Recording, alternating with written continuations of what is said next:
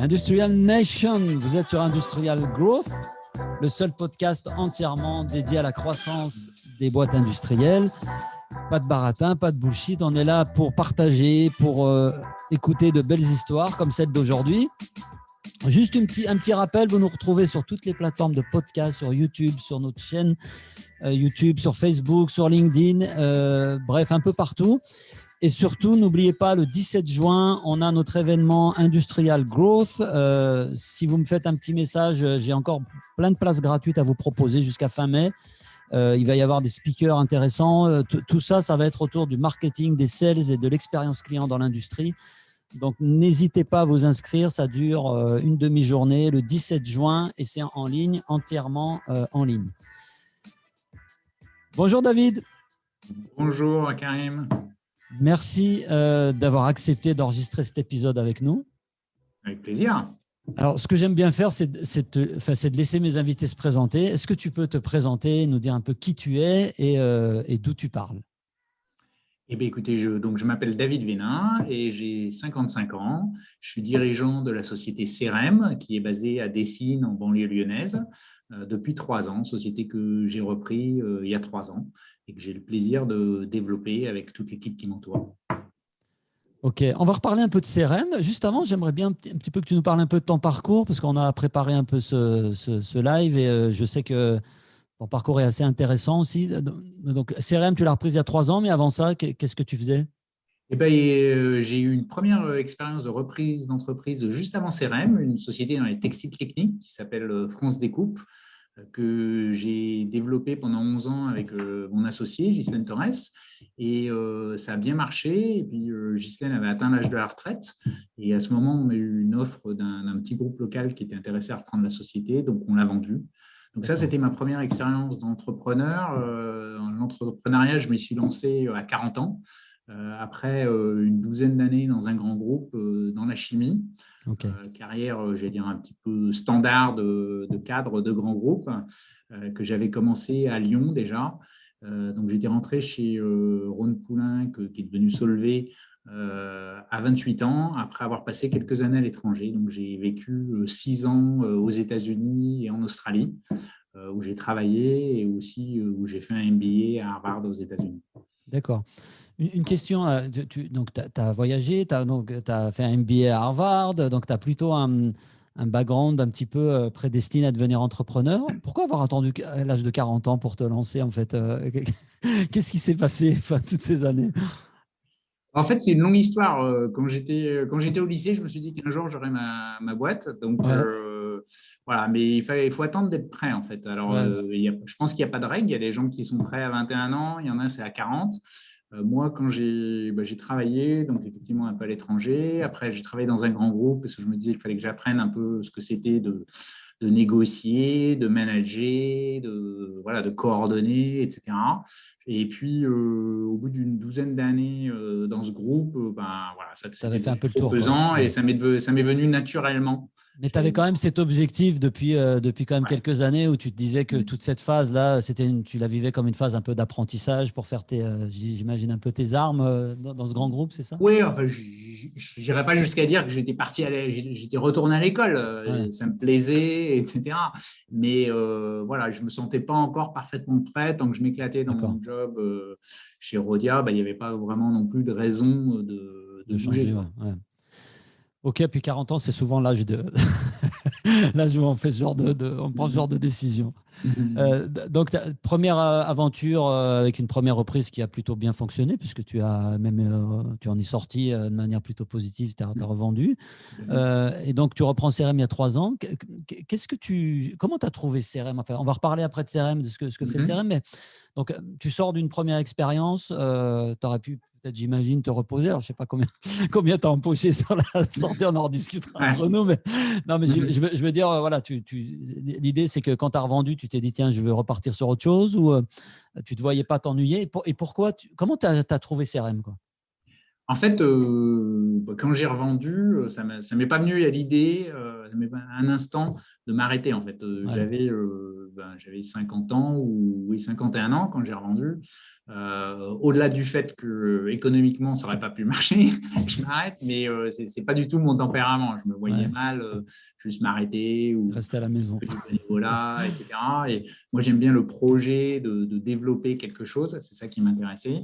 Donc, j'ai revendu parce que mon associé partait à la retraite et que c'était l'opportunité. Et puis après ça faisait 11-12 ans, aussi, il peut y avoir un phénomène, je ne dirais pas d'usure, mais on a l'impression d'avoir fait le tour d'un certain nombre de choses. Mais dès qu'on a fini l'accompagnement, je me suis relancé dans de la recherche. J'avais un petit pécule. Moi, j'ai commencé pour acheter ma première boîte, j'ai utilisé mes indemnités de licenciement de Rhodia. Et puis, comme la société marchait bien, ça a permis de multiplier ça, de faire x10. Et derrière, d'utiliser ça. Donc, j'ai commencé de me mettre en chasse. Tout ça, ça se passe beaucoup. C'est des histoires de réseau. Ouais, c'est clair. Je ne suis pas vraiment un homme de réseau naturellement, mais comme toute chose, on apprend et en pratiquant, on s'améliore. Donc, faire des contacts, louer des contacts, des banquiers, des intermédiaires, des experts comptables, d'autres repreneurs et tout. Ouais. Et un jour, il y avait un autre repreneur qui cherchait, on se voyait de temps en temps comme ça pour partager. Et je lui ai dit, t'en es où? Il m'a dit, j'ai vu une boîte l'autre jour, elle était trop internationale et trop technique pour moi. Et là, Et toi, ça, tu j'ai t'es dit, dit, c'est ça sent pour bon. moi. Okay. J'ai dit, ouais, et tout. Donc, il m'a donné les coordonnées et c'est comme ça que j'ai rencontré Jean-Marie Jacomino, qui était le fondateur. Donc, lui était vendeur, de toute façon, il cherchait un repreneur parce qu'il partait à la retraite. Donc, il était plutôt très ouvert à vendre son business. C'est ça, il était en recherche active et il avait un peu de mal parce que la société était un peu grosse pour vendre un primo-repreneur, quoi. Ouais. Il ne voulait pas la vendre à un fonds parce que c'est une société qui a une âme et on pourra revenir dessus. Et donc, je correspondais bien. Et puis, souvent, c'est une histoire d'homme et on a tout de suite senti que même si on est très, très, très différents tous les deux, on avait le même fond, quoi, les mêmes valeurs. Et ça, c'était important. Donc, CRM, justement, alors, c'est quoi cette entreprise? Un métier de niche, ça, j'ai cru comprendre. Donc, CRM, c'est une PME qui a été fondée par un passionné, donc Jean-Marie Jacomino, qui a découvert les micro-ondes industrielles quand il était à l'IUT. Et donc, à l'époque, c'était vraiment un sujet complètement nouveau. Ça allait encore très nouveau, mais à l'époque, c'était vraiment, même, je vais dire, presque révolutionnaire. Ouais. Et passionné, il a développé la technologie au niveau européen sur les applications industrielles des micro-ondes et des radiofréquences. Donc, trouver des solutions aux problèmes des industriels qui ont des grands procédés dans l'agroalimentaire, dans le séchage ou maintenant dans le plasma, et inventer et concevoir de nouvelles machines pour les aider à être plus performants. D'accord. C'était vraiment un métier technique et Jean-Marie, c'est vraiment un passionné, un fou d'électronique, de mécanique, de physique. Et il a développé ça. Il a construit son équipe. Il avait un associé, Jean-Paul Bernard. Et puis, il a construit l'équipe et la société s'est développée petit à petit pendant 40 ans. Et en 2018, il y avait une 43 personnes, je crois, et c'est 9 millions de chiffre d'affaires. D'accord. Alors, juste une question, micro-ondes industrielles, ça veut dire, tu me parlais tout à l'heure de séchage, par exemple, une des applications, c'est le séchage, ça veut dire quoi? C'est que ça remplace, par exemple, des méthodes de séchage qui prendraient plus de temps, qui coûteraient plus cher.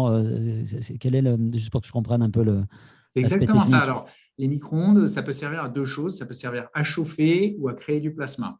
Donc, pour chauffer, on agite les molécules, un peu comme dans le micro-ondes domestique qu'on peut avoir dans un coprolante habituel dans ta cuisine. Et donc, quand tu chauffes, tu peux sécher. Donc, tu peux sécher des céramiques, des mousses, des poudres dans la chimie, des choses comme ça. Tu peux aussi, dans l'agroalimentaire, faire la même chose que tu fais dans ta cuisine, mais à grande échelle. Donc, décongeler, cuire, pasteuriser. Alors ça, tu ne le fais pas dans ta cuisine, mais voilà, les grands industriels de plus en plus. Donc, ça correspond en fait à deux besoins. Les besoins de sécurité alimentaire, donc parce qu'on chauffe très vite. Et donc, on va tuer les microbes sans avoir de risques microbiologiques.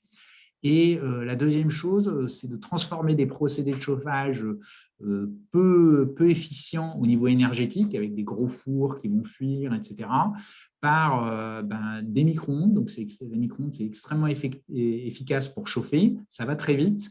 Et en plus, maintenant, c'est de l'énergie décarbonée. Donc, ça aussi, ça compte. Il y Ça a coûte moins beaucoup cher d'industriels qui nous contactent parce qu'ils ont des fours à base de gaz, rejet de CO2, etc. Et donc, nous, on utilise de l'énergie électrique, soit d'origine nucléaire ou éolienne ou des choses comme ça. Et donc, ça, c'est aussi le futur. Donc, ça, c'est la partie traditionnelle, j'allais dire, enfin, c'est pas si traditionnel que ça, mais c'est la partie classique, on va dire, des micro-ondes industriels. Et ce qui est arrivé dans les 10-20 dernières années, c'est des applications high-tech dans les plasmas. Donc là, on va exciter un gaz avec les micro-ondes et les particules vont se détacher du gaz et on va faire des revêtements en couches ultra minces, donc à l'échelle de l'atome. Okay.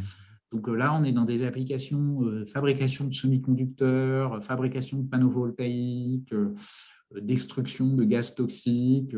Et maintenant, le diamant synthétique, dont peut-être tu as vu des reportages qui est en train de remplacer le diamant naturel. Donc, grâce au micro-ondes, on peut fabriquer des diamants aussi purs que du diamant naturel qu'on ne peut pas reconnaître, en fait. Et ça, c'est moins cher, mais c'est aussi plus écologique parce qu'il n'y a pas besoin de miner, de remuer de la terre. Et puis d'exploiter avec toutes les difficultés qu'on voit sur les mines aujourd'hui. Exactement. Ok, super, ça ressemble bien à un métier de niche. Alors, moi, j'avais une fois entendu un dirigeant, je ne sais pas si je dois le dire dans mon podcast, mais sur ce genre de business, sur ces métiers de niche. Donc, c'était un gars qui avait repris justement un business comme ça et qui disait mon business, c'est un PPBR. Je lui dis, c'est quoi un PPBR? Il me dit, c'est un putain de petit business rentable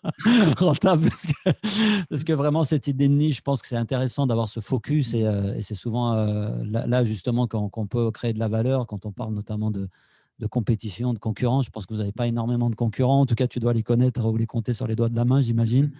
Donc, ça veut dire qu'on est aussi capable d'apporter beaucoup de valeur. Et ça, c'est ce qui est intéressant dans ce genre de business, quoi. Tout à fait. C'est vrai que c'est métier de spécialiste. Donc, on a 2 concurrents allemands, un italien, 3 américains. Voilà, quoi. C'est une petite industrie. Donc c'est intéressant, c'est pas si facile d'être rentable parce que c'est quand même des technologies compliquées et pour faire des machines fiables, il y a peu de gens qui arrivent et c'est là que CRM se différencie parce qu'à l'origine, je pense qu'il y avait quelques vraiment experts techniques, dont le fondateur. Bon, maintenant, on est beaucoup plus nombreux et donc on a développé, on pourra revenir si on a un gros programme de développement de compétences en interne, mais qui font qu'on a réussi à créer ces machines et à les fiabiliser. Et maintenant, oui, la société marche bien. Donc, c'est un terrain de jeu international aussi, parce que si vous êtes peu d'acteurs, finalement, ça veut dire que tu exportes, tu travailles, j'imagine, avec des clients un peu dans le monde entier. C'est quoi les zones principales sur lesquelles vous êtes les plus présents? Alors, on fait 90% de notre chiffre d'affaires à l'export. D'accord. Effectivement, c'est très international. Finalement, donc ma question, ça va être compliqué de me donner. Non, mais les 3 premiers marchés dans l'ordre, c'est Inde, Chine, États-Unis. D'accord. Tu vois, c'est vraiment le grand export. Et puis après, beaucoup en Europe, tous les pays industriels. C'est un marché de pays industriels parce que c'est des technologies sophistiquées. Donc, surtout sur la partie, je comprends. Voilà. Donc, il faut qu'il y ait des gens qui aient ces besoins-là. Donc, ça veut dire qu'il faut s'adresser à des pays qui ont des industries fortes, quoi. Ok. Bon, génial. Alors, il y a une chose importante là, quand tu as repris l'entreprise. Tu me disais 9 millions au moment de la reprise, 40 personnes. Aujourd'hui, 18 millions, 80 personnes. Tu as tout doublé. La taille de chiffre d'affaires et la taille de… Alors, je dis tu, mais c'est depuis que tu as repris, mais j'imagine que tu n'as pas fait ça tout seul. Et justement, quelque chose qui est important pour toi et qui semblait aussi être très important pour l'ancien dirigeant, c'est cette notion de culture d'entreprise. C'est un truc qui est très à la mode. Il y a plein de startups qui parlent de leur culture. Moi, je me suis inspiré, par exemple, du Culture Code de HubSpot, là, qui est un éditeur, un peu une startup à la mode. On a mis ça sur notre site, etc. Qu'est-ce que ça veut dire pour toi, la culture dans une entreprise industrielle qui a aujourd'hui, si mes calculs sont bons, plus de 40 ans? Oui, au début, je pense que la culture, c'est le dirigeant qui l'impose, surtout dans une petite société. Ce n'est pas forcément formalisé comme chez HubSpot ou les startups qui sont déjà assez grosses. Je pense que ce qui était vraiment très fort chez CRM, c'est cette culture de l'innovation technique et aussi la culture de la curiosité, d'aller chercher de nouvelles idées ailleurs et de mettre au point de nouveaux procédés, tout en travaillant ensemble, un vrai travail d'équipe et un vrai travail qui repose sur la pluridisciplinarité. Parce que dans les micro-ondes, il faut être fort en électronique, en physique, en mécanique, en fluide. Il y a vraiment beaucoup de sciences qui sont nécessaires. Et donc, à moins d'être un génie, on ne peut pas tout savoir. Et donc, c'est vraiment travailler ensemble et coopérer. D'accord. Et ça, pour que ça marche bien, il faut respecter l'autre, en fait. D'accord. Et donc, ce qui est intéressant, c'est que dans la société qui finalement, Jean-Marie, il est originaire de la région lyonnaise, il n'avait jamais quitté Lyon. Mais en fait, c'était déjà une société très internationale. Il avait embauché déjà des gens qui venaient de l'étranger, de tous horizons, toutes cultures. Et il y avait déjà vraiment cette attention à l'humain qui était important. Et donc ça, ça a été instruit aussi par ma première expérience. Ça a été un de mes soucis dès le début de faire évoluer les choses, parce qu'au fur et à mesure que la société grandit, quand on double de taille, on ne peut pas travailler de la même manière qu'on travaillait avant, mais en restant attaché à une certaine culture et maintenir l'attachement des gens à la société. Très peu de turnover. Voilà, nous, je pense que, comme je dis toujours aux gens qui visitent, parce qu'on accueille souvent des clients ou des choses comme ça, vous voyez, il n'y a pas de machine ici, à part celle qu'on construit. D'accord. Tout le CRM, c'est dans la tête des gens. Donc, c'est l'expertise, la maîtrise scientifique, etc., qui fait que la valeur ajoutée, elle est là, quoi. Voilà. Donc ça, on l'a formalisé. C'était déjà le cas. Hein, et Jean-Marie est un professeur né. Il adore expliquer et présenter. Moi, quand il m'a reçu la première fois, il a passé 1 heure à m'expliquer ce que c'était les micro-ondes, parce que je ne connaissais pas bien, il faut le dire. Mais ça, on l'a formalisé. On a créé l'école CRM. Donc maintenant, on est une école en interne chez nous, avec une montée en compétences progressive de tout le monde. Donc, tout le monde, de l'assistante comptable à celle qui s'occupe des expéditions, à l'ingénieur en électronique ou au docteur en physique, retourne à l'école, entre guillemets, en moyenne 1 fois par mois pour développer ses compétences sur les micro-ondes. Alors, bien sûr, on n'apprend pas la même chose quand on est docteur en physique que quand on est aux expéditions, mais c'est important que tout le monde ait une base sur à quoi ça sert, comment ça marche. Et après, on peut avoir des modules hyper spécialisés sur l'électronique de puissance ou la physique des plasmas. Donc, cette école, c'est une école interne. Ça veut dire que les formations, les rencontres sont animées par qui, en fait, en interne? C'est des salariés qui forment d'autres salariés, du coup, qui sont impliqués là-dedans, ou comment ça fonctionne? Oui, exactement. C'est exactement ça. C'est les salariés qui forment les autres. Alors, il y a encore une grande partie des modules qui sont assurés par Jean-Marie Giacomino, qui est le fondateur. Donc, c'est aussi une manière, d'abord, il adore ça, et puis c'est une manière pour lui de transmettre son savoir. Ouais. Mais petit à petit, on est en train de former des formateurs et il y a une part déjà significative des modules qui sont animés par d'autres experts. Voilà. Et donc, ça veut dire que là, vous capitalisez aussi sur l'avenir, parce que j'imagine que sur des métiers comme ça, on ne trouve pas ce genre de profil pluridisciplinaire. Connaissant un peu les formations, notamment en France, pour avoir fait une formation scientifique, c'est quand même très cloisonné. Quand tu fais de la chimie organe, de la chimie analytique, tu vas faire de la physique quantique, etc. Mais après, tu as une base scientifique, mais tu n'as quand même pas l'expertise. Une bonne base, Ça veut dire que là, en fait, l'idée, c'est vraiment aussi de prendre des gens pas forcément spécialistes des micro-ondes, ou en tout cas qui n'ont pas une vision très poussée, et puis d'en faire vraiment des experts sur vos métiers. Et puis, du coup, c'est ce qui va, j'imagine, valoriser aussi la boîte à l'avenir, quoi. Ça veut dire que la compétence, elle est dans la tête des gens, on entretient tout ça, et que comme on miserait sur d'innovation ou sur de l'achat de nouvelles machines, vous misez sur, j'ai envie de dire très trivialement, le renouvellement du cerveau, voilà, vous misez sur vos hommes, quoi. Ok. C'est exactement ça, hein. C'est vraiment, donc nous, quand on recrute, alors le recrutement, c'est un peu un cauchemar pour nous parce qu'on cherche souvent quand même des spécialités, hein. Par exemple, là, en ce moment, je cherche trois ingénieurs en électronique. Ouais, Donc, ça, c'est pas facile à recruter en France, ouais, hein, faut vraiment le dire.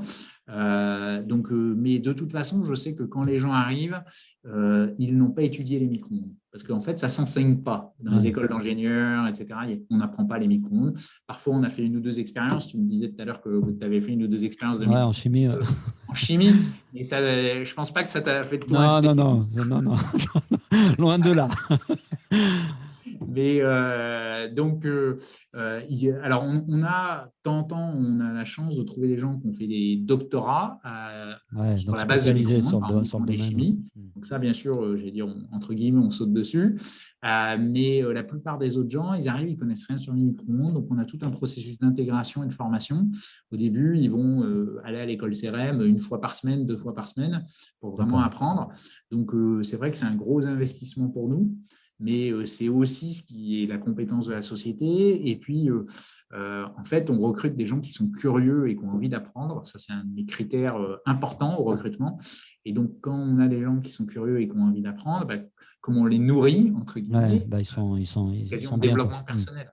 Puis j'imagine en termes de valeur, c'est aussi une certaine forme d'humilité. C'est-à-dire que je sors de. Enfin, tu parlais de la difficulté de recruter un ingénieur. Moi, j'en connais quelques-uns. C'est pas tout le temps, je vais me faire des copains là, c'est pas tout le temps les personnes les plus humbles. Bah, surtout quand tu sais que tout le monde te courtise et que Oui, voilà, tout le monde attend que tu trouves un boulot. C'est pas facile d'être dans une posture où tu as une certaine. Donc là, je pense que c'est aussi une façon pour vous, j'imagine, de recruter des gens qui ont aussi ce mindset, cet état d'esprit de voilà, je cherche à apprendre, j'ai pas l'impression d'arriver en sachant tout. Et du coup, c'est aussi un état d'esprit, pour le coup, qui n'est pas lié au fait et d'être ingénieur ou franchement, pas. Quoi. je pense que les carriéristes, entre guillemets, ils ne viennent pas Ouais, chez CRM, hein. On est quand ouais, même une petite société, etc. On n'est pas L'Oréal ou Google, hein. ouais, c'est clair. Et non, nous, on trouve des gens qui sont passionnés par la technique et qui, assez vite, dès qu'ils commencent de regarder, se rendent compte qu'il y a plein de défis technologiques derrière. On met les moyens, hein. On investit 10% de notre chiffre d'affaires en R&D. On prend en moyenne un brevet par an. Alors, de nouveau, ce n'est pas énorme, mais pour Mm. une petite société, c'est significatif. Et donc ça, tout de suite, ça attire et ça motive. Donc, de la R&D, vous misez sur les ressources, sur les hommes. Quand je dis les hommes, c'est au sens large, hein, les hommes et les Ouais. femmes. Donc, ça veut dire que ça, c'est deux des critères, enfin des paramètres qui vous permettent d'atteindre, de doubler justement la taille de la boîte en 3 ans. Mais j'imagine qu'il n'y a pas que ça.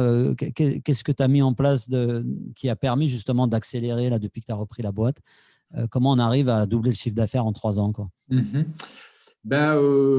Je pense qu'on a beaucoup investi aussi en management et en commercial marketing. D'accord. D'abord sur le management, créer j'allais dire, des vraies fonctions avec des professionnels. De la gestion de projet, piloter les développements, Donc, tu as industrialiser la structuré un production. petit peu les process Voilà, sur quelque chose qui était peut-être encore un peu en mode, sans être exactement. péjoratif, un peu PME habituel, quoi. Familial. Donc, familial, voilà. C'était déjà lancé, hein. Il y avait Mm. déjà un début d'équipe quand je suis arrivé. Et j'ai accéléré ça en recrutant quelques personnes qui avaient un peu d'expertise en production, en développement de projets, des choses comme ça. Et puis, mettre des moyens, investir finalement toute la profitabilité aussi en marketing Mm. commercial pour générer des contacts et faire parler des micro-ondes et donc de CRM. Et Il n'y j'imagine avait sur pas des de métiers de département niche, marketing quand même. ouais, ouais, bah, c'est un peu ce que. C'est des métiers techniques, quoi. Souvent, c'est pas des gens qui vont s'orienter tout seuls naturellement vers le marketing. C'est parfois même un gros mot. Par contre, il y a un truc que je sais et que j'ai découvert ces dernières années, c'est sur des métiers de niche, investir sur le marketing, c'est ce qu'on peut faire de mieux, en fait, parce que Ouais. c'est tellement facile, entre guillemets, d'avoir des résultats rapidement quand on n'est pas nombreux, quand la concurrence est pas très forte et surtout quand on a beaucoup de valeur ajoutée. Je pense que voilà, stratégiquement, vous dire qu'il faut innover sur les produits, ça tu le fais déjà, il y a de la R&D et c'est pas en investissant plus que forcément tu doubles le chiffre d'affaires. Tu vas juste rester dans la course, quoi, Oui. en innovant sur les produits. Ça te permet juste de rester, j'imagine, dans le top 5. Mais c'est clair que le marketing, et la bonne nouvelle, c'est qu'il y a pas mal de boîtes comme vous sur des métiers de niche qui n'ont pas encore compris ça. Alors, c'est en train de changer, mais la majorité reste quand même sur des méthodes assez archaïques quoi, en termes de vente et de marketing. Qu'est-ce que vous avez fait aujourd'hui en termes de marketing, par exemple? Ça m'intéresse un peu. Alors, d'abord, je voudrais insister sur un premier point, c'est qu'il y a toute une partie communication, j'allais dire dans le sens large du terme, mais il y a aussi en amont une partie de se dire, de réfléchir aux besoins du client. C'est-à-dire de pas seulement partir de la techno, hein, de se dire, ah ouais, ça va faire une belle Ce qui est le machine, grand défaut des boîtes industrielles, hein, super on est d'accord. performant, mais se poser la question de qu'est-ce que veut le client. Ouais. Donc, c'est aussi ça fait partie du travail marketing. Par exemple, bon, moi, j'ai découvert, hein, on est dans le bien d'équipement, hein, la machine. Mon ancienne société, c'était une usine, donc on avait des machines.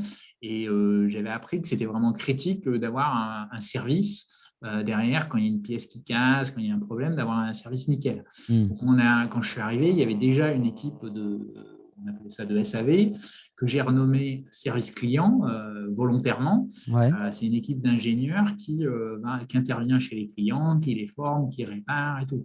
Donc ça aussi, ça fait partie du marketing. Pour moi, c'est d'investir dans ce service client, dans le service client. Et ce voilà. qui fait aussi que j'imagine que tu récupères aussi de la recommandation, parce que sur des métiers Exactement. comme les vôtres, le principal levier, c'est très souvent la recommandation client. Et enfin, le meilleur marketing, c'est le client qui se recommande. C'est le client qui le fait, ouais, c'est clair. Ouais. D'accord.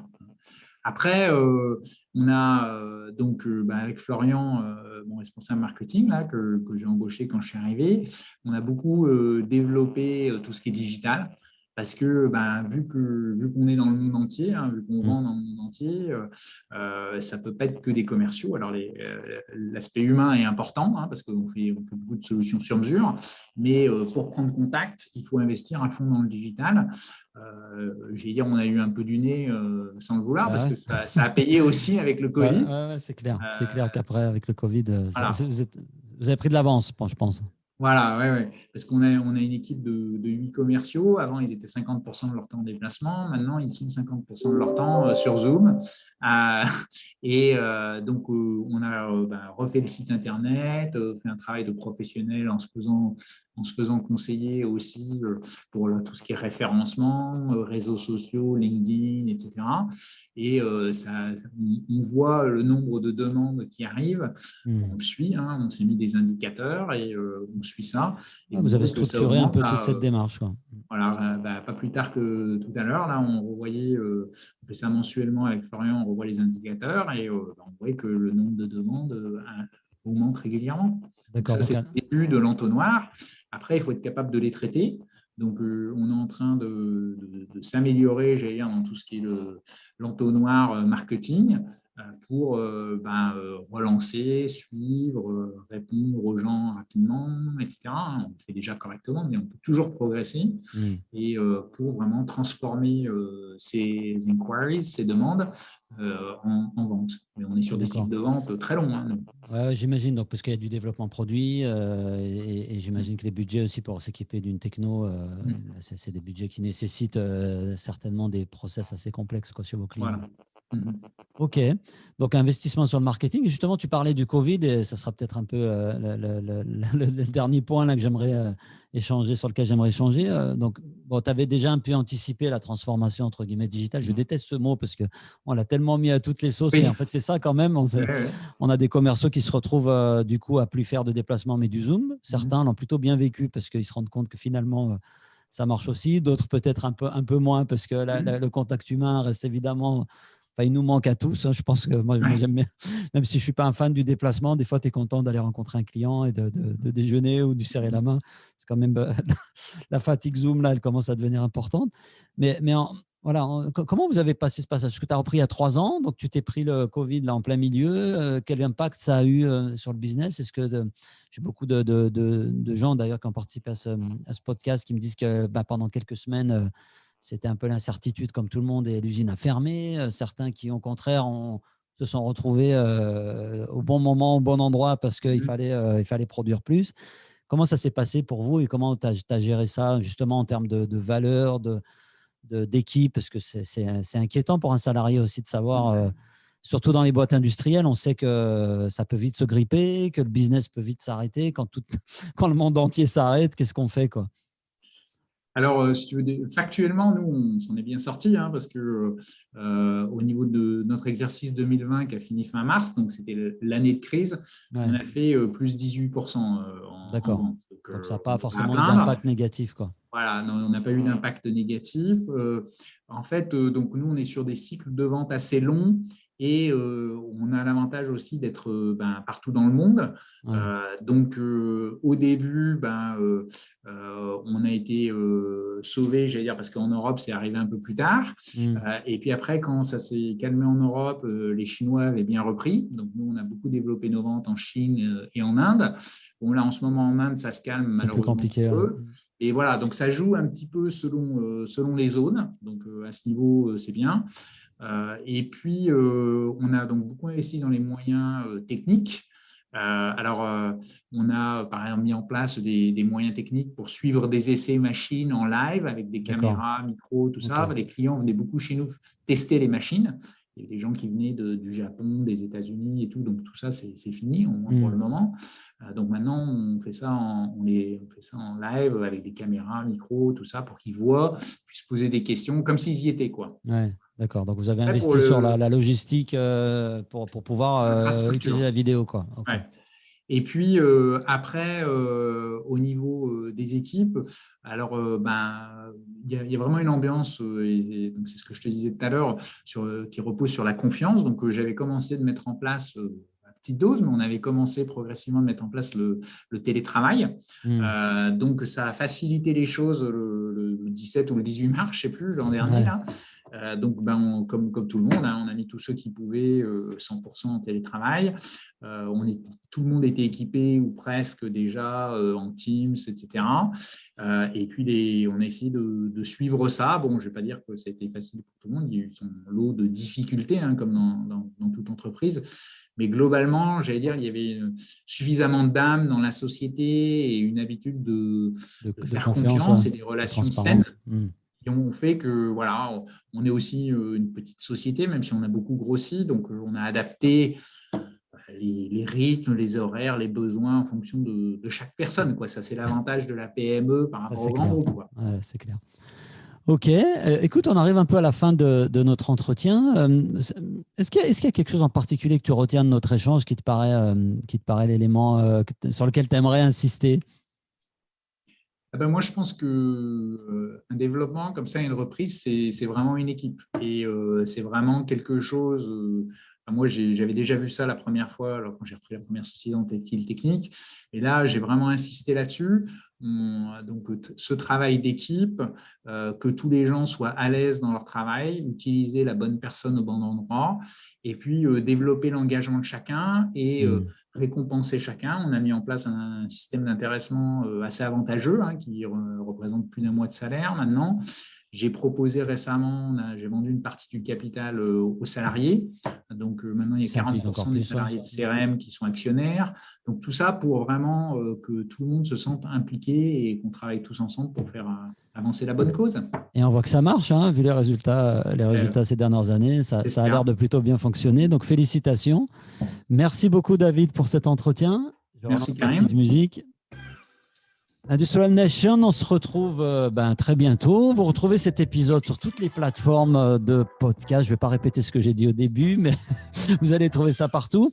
N'oubliez pas, le 17 juin, notez cette date dans vos agendas. Je vais mettre en commentaire en dessous de cette vidéo sur les différentes plateformes le lien pour vous inscrire. Et puis, n'hésitez pas à en parler aussi autour de vous. David, merci encore pour cet échange et à très bientôt sur Industrial Growth. Merci Karim, à bientôt. À bientôt.